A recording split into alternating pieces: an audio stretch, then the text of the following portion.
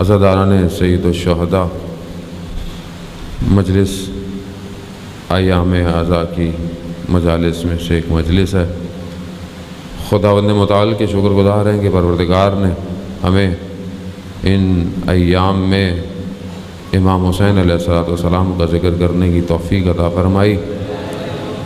ذکر امام حسین کا عین ذکر توحید ہے، کیونکہ آج یہ جتنی بھی ہماری نمازیں، ہماری عبادتیں باقی ہیں، یہ سب امام حسین علیہ السلام کے قیام کی وجہ سے ہیں۔ وہ اسی سلسلے میں ہماری گفتگو جاری ہے کہ یہ جو معرکہ ہے کربلا کا، یہ اچانک سے یا اتفاق سے ہونے والا واقعہ نہیں ہے۔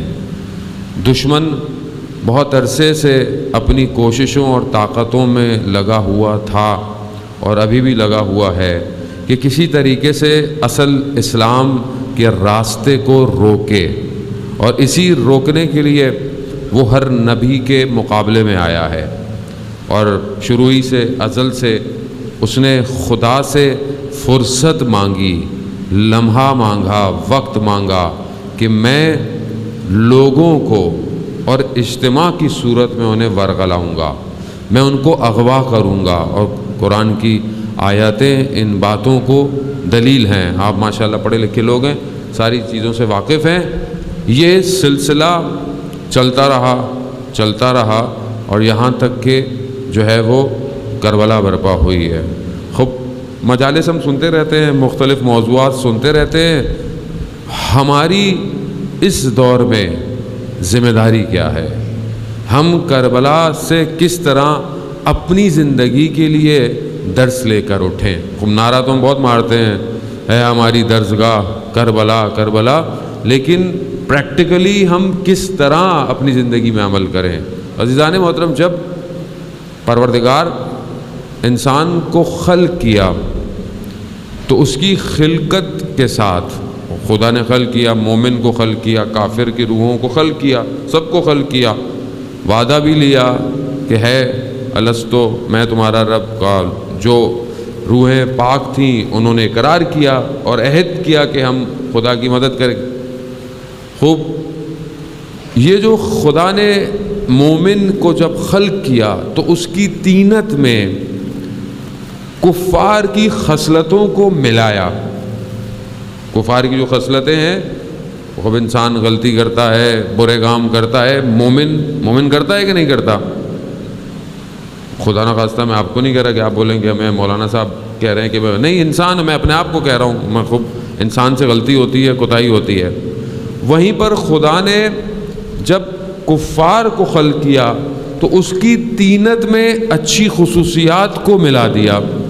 اب آپ کو نظر آتا ہوگا ہے تو کافر مگر اچھے کام بھی تو کرتا ہے، لوگوں کی مدد بھی تو کرتا ہے، انسانیت کا خیال بھی رکھتا ہے کہ نہیں ہے؟ وہ بھی، اور اسی کو لے کر تو وہ علمبردار بنے ہوئے ہیں کہ دیکھیں ہمارے پاس اسلام نہیں مگر ہم کام تو اچھے کر رہے ہیں، اور اسی چکر میں ہمارا جوان اور ہمارے لوگ جو ہے وہ دھوکے میں رہتے ہیں، یار وہ کم از کم اتنے تو اچھے ہیں، کم از کم خیال تو رکھتے ہیں، ہم کیا کر رہے ہیں؟ تو وجہ کیا ہے کہ یہ خدا نے طینت جب خلق کر رہا ہے تو یہ ملا دیا۔ وہ کیوں ملایا خدا نے؟ خدا نہ ملاتا، یہ دونوں الگ الگ چلتے نہیں، خدا نے ملایا اس لیے، اس برے میں خوبیوں کو ملایا اس لیے کہ اس کی یہ خوبیاں زندگی میں شاید اس کے دل کو منقلب کر دیں۔ بھائی برا شخص، آپ کہتے ہیں نا یار چلو کم از کم کچھ تو کرتا ہے، اچھے کام کرتا ہے، چلو کوئی بات نہیں، شاید یہ اچھائی اس کو کسی مقام پر لے آئے۔ خوب مثال کے طور پر واقعہ تاریخ کا آپ کے سامنے ہے، 7ویں امام موسیٰ کاظم علیہ السلام کا دور، اللہ صلی اللہ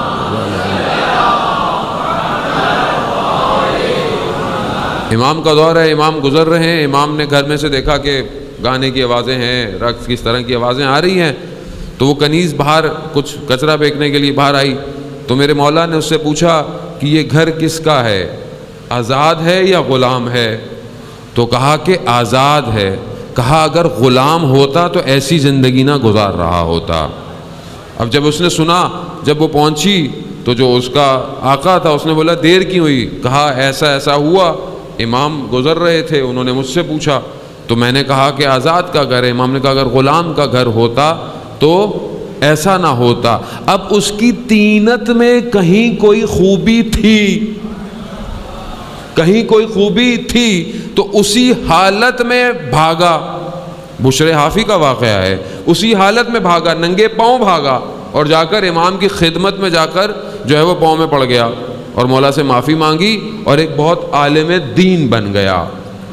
یعنی طینت میں اچھائی تھی کہیں نہ کہیں، اسی لیے پروردگار نے اس روحوں کے اندر اچھائیاں رکھی ہیں کہ شاید منقلب ہو جائیں۔ آج آپ کو پوری دنیا کے اندر کئی لوگ مسلمان ہوتے نظر آتے ہیں کہ شاید کافر تھے، شاید ہندو تھے، چاہے عیسائی تھے، یا حتیٰ دین نہیں رکھتے تھے، مگر آج آپ دیکھتے ہیں کہ وہ کسی نہ کسی بات کی وجہ سے منقلب ہو گئے ہیں، ان کے دل جو ہے وہ کنورٹ ہوتے جا رہے ہیں۔ کیوں ہو رہے ہیں؟ اگر یہ راستہ واضح ہوتا تو کوئی بھی ادھر سے ادھر نہ آتا۔ نہیں، شاید آپ کو سمجھ میں نہیں آیا۔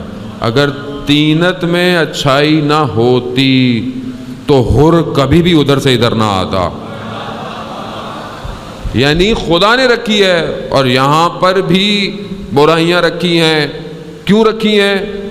ہمارا امتحان لے پروردگار کہ یہ ہر حالتوں میں جب شکنجے کی حالت میں پڑتے ہیں برائیوں کی طرف پلٹتے ہیں یا مجھے یاد کریں گے۔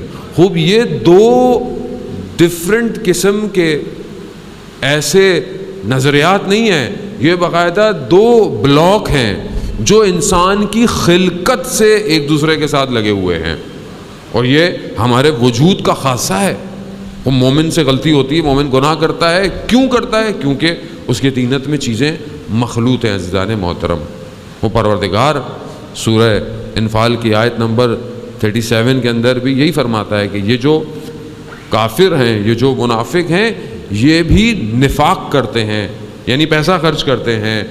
اب آپ ہر پیسہ خرچ کرنے والے کو اچھا مت سمجھا کریں کہ ہاں بہت پیسہ خرچ کر رہا ہے، بہت یہ کر رہا ہے، بہت وہ رہا ہے، لیکن اس کا مقصد کیا ہے یہ بہت مہم ہے کہ وہ پیسہ خرچ کیوں کر رہا ہے۔ تو قرآن کہتا ہے کہ یہ پیسہ خرچ کرتے ہیں مگر کیوں؟ یہ اللہ کا راستہ بند کرنا چاہتے ہیں، یعنی یہ خدا کا راستہ بند کرنا چاہتے ہیں۔ مگر وہیں پر مومن بھی ہیں، وہ بھی نفاق کرتے ہیں، وہ بھی زکوٰۃ دیتے ہیں۔ قرآن کی آیتیں کہتی ہیں یوتون زکوٰۃ، یہ زکوٰۃ دیتے ہیں، مگر یہ زکوٰۃ کیوں دیتے ہیں؟ یہ زکوٰۃ صرف مالی نہیں ہے بلکہ یہ اپنا پورا کا پورا وجود اسلام کی راہ میں دے رہے ہیں۔ تو اب آپ دیکھیں کہ یہ دونوں فورسز شروع سے لگی ہوئی ہیں، یہ طاقتیں شروع سے لگی ہوئی ہیں اور یہ طاقتیں آگے بڑھتی رہیں گی اور یہ جاتی رہیں گی، یہاں تک کہ ایک وقت آئے گا کہ جب ان کی ان خصلتوں کو جدا کر دیا جائے گا، اور اس وقت میں انسان کی کون سی خصلت اس کے اوپر غلبہ پا چکی ہوگی وہ وہی حالت میں ہوگا۔